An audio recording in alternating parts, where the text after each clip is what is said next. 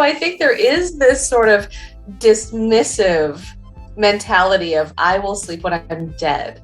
And I've seen, at least locally, we've seen a little bit of a culture shift. And I think it's our younger generation that get this, and they evangelize on Instagram about these are my bed sheets and I'm going to bed early and I'm not going to a party and look at my eye mask.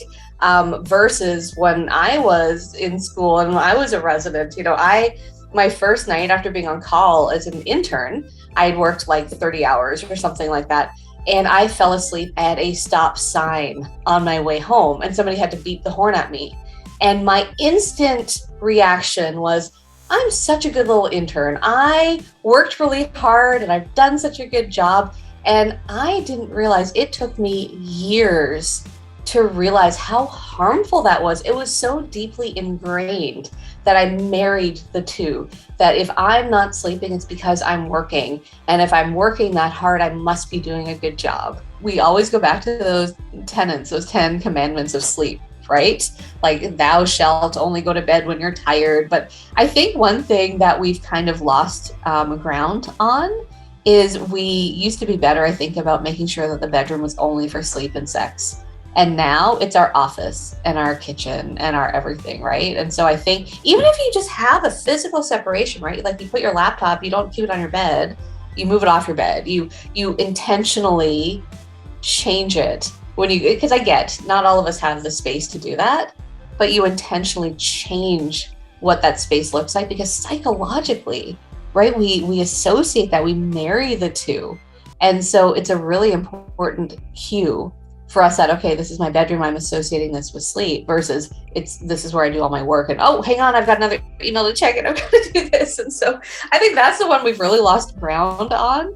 And I love that we are kind of reevaluating this. And so I think the one that is, I think some people debate about, there's one that says that if you can't sleep, get up and go do something else, right? And so for some patients, that's really helpful because again, we want that association of the bedroom with sleep.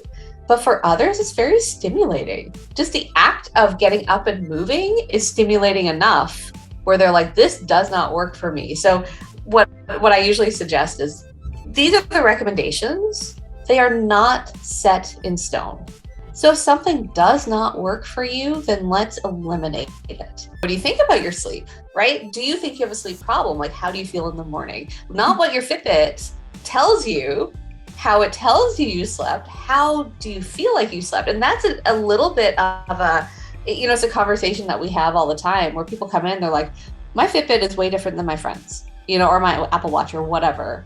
And sometimes they get so caught up in it that they develop this orthosomnia, right? Where they just get so fixated on, 10,000 steps and I've got to get my perfect sleep score.